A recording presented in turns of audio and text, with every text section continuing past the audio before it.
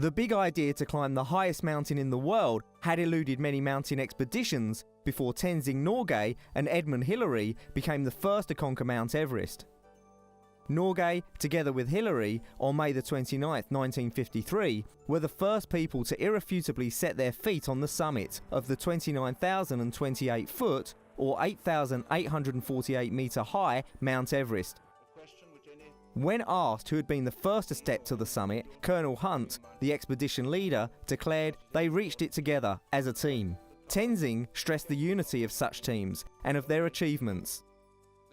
Another interesting aside of this ascent was that all the photos existed of the mountaineers on the top showed only Tenzing. When asked why there were no photos featuring Hillary, Sir Edmund replied, "Tenzing did not know how to operate the camera, and the top of Everest was no place to start teaching him how to use it." Hillary and Tenzing remained friends throughout their lives. Tenzing Norgay was undoubtedly the most qualified climber and proved to be the ideal partner for the tall and strong Hillary. In 1952, Norgay had taken part in 2 Swiss expeditions led by Raymond Lambert from the southern Nepalese side, during which he and Lambert reached the then record height of 8,599 metres or 28,215 feet. The second pairing in the 14-man party to attempt the summit, Hillary and Tenzing set off on a cloudless morning after spending a night at high altitude on the south peak of the infamous South Col. Encumbered by clothing and oxygen equipment that modern climbers would deem museum pieces, they inched ahead until they reached the most formidable problem on the final ridge, a 13-metre rock now known as the Hillary Step. Hillary jammed his way up a narrow crack, running vertically up the rock, using all his strength and determination. He then hauled Tenzing up, and they moved on with little left to impede them. At 11:30 AM, they became the first to step onto the summit of the highest mountain on Earth. For years, neither would say who stepped foot on the summit first, but after Tenzing's death, Hillary revealed it was him. By late afternoon, they were back at the South Col camp, and on June 2nd, word of the conquest was broken by the London Times. The British news won huge media coverage, with the British triumph coinciding with the coronation day of Britain's Queen Elizabeth. During the trek away from Everest, a runner arrived bearing a letter addressed to Sir Edmund Hillary KBE.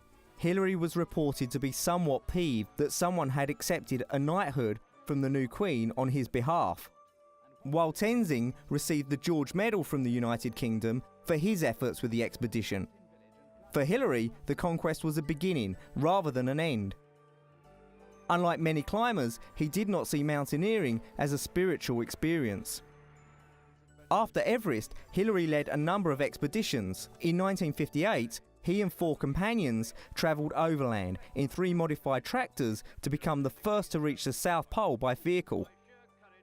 In the 1960s, he returned to the Himalaya in search of the elusive Yeti, and in 1975 he led a jet boat expedition to the source of the Ganges. But most of his energy was devoted to helping Nepal's Sherpa people who live in the shadow of Everest.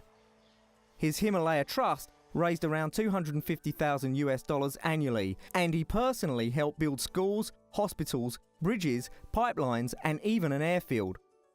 He became inextricably tied to the area, not least because his first wife Louise and daughter Belinda died in a plane crash as they flew to join him at a hospital he was helping to build. Tenzing later became Director of Field Training for the Himalayan Mountaineering Institute in Darjeeling. In 1978, he founded Tenzing Norgay Adventures, a company providing trekking adventures in the Himalaya. For this quiet, unassuming pair from different ends of the globe, the big idea of conquering the highest mountain in the world proved to be just the beginning of a friendship that lasted a lifetime.